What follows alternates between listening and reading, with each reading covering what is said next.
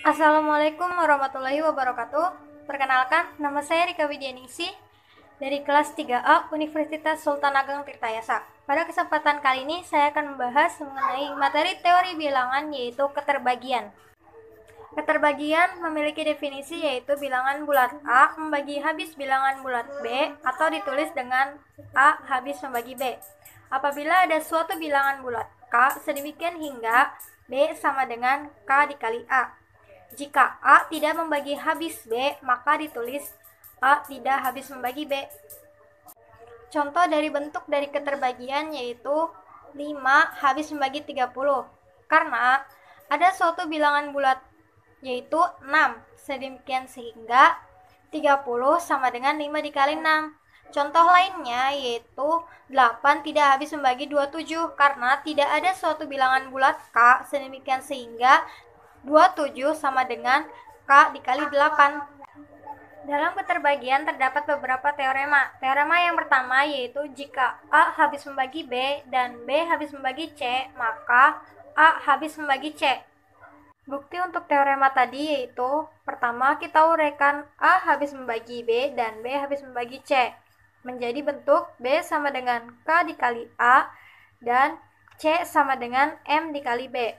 Kemudian karena B sama dengan K dikali A, maka substitusikan pada C sama dengan M dikali B. Menjadi C sama dengan M dikali K dikali A. Anggap M dikali K sama dengan N. Jadi C sama dengan N dikali A. Atau bisa dinotasikan menjadi A habis membagi C. Untuk teorema yang kedua yaitu jika A habis membagi B, maka A habis membagi M dikali B untuk setiap bilangan bulat M. Yang pertama yaitu jika A habis membagi B, dinotasikan menjadi B sama dengan K dikali A. Kemudian kedua ruas dikalikan dengan M. Jadi M kali B sama dengan M dikali K dikali A. M dikali A anggap sebagai N. Jadi MB sama dengan N dikali A atau A habis membagi M dikali B. Kemudian untuk teorema yang ketiga, apabila A habis membagi B dan A habis membagi C, maka A habis membagi B ditambah C, A habis membagi B dikurang C, dan A habis membagi B dikali C.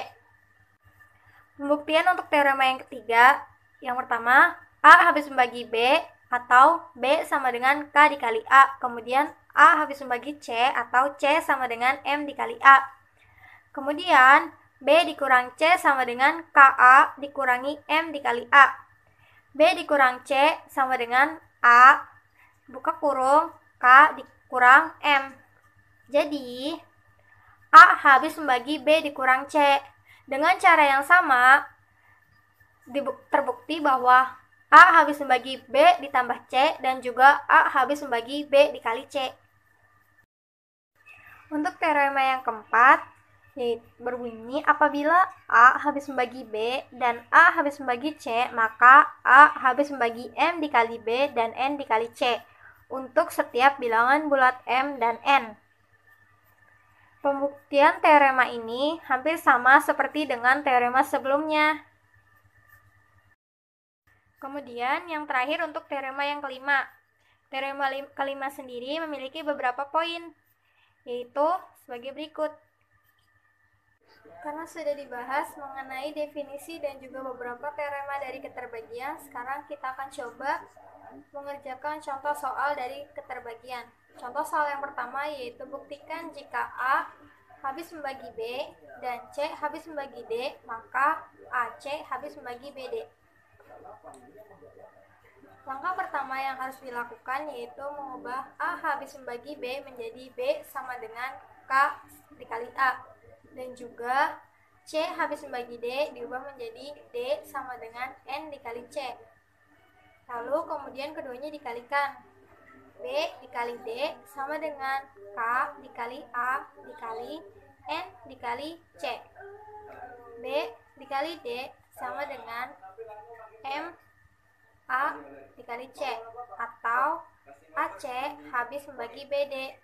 Jadi, terbukti bahwa jika A habis membagi B dan C habis membagi D, maka A dikali C habis membagi B dikali D. Lalu contoh soal yang kedua yaitu buktikan jika A habis membagi B kuadrat dikurang 1, maka A habis membagi B pangkat 4 dikurang 1. Langkah pertama kita lihat bahwa faktor dari B pangkat 4 dikurang 1 adalah B kuadrat dikurang 1 dan B kuadrat ditambah 1. Jika berdasarkan pada teorema 2.2, jika A habis membagi B, maka A habis membagi M dikali B untuk setiap bilangan bulat. Jadi, benar bahwa jika A habis membagi B kuadrat dikurang 1, maka A habis membagi B pangkat 4 dikurang 1.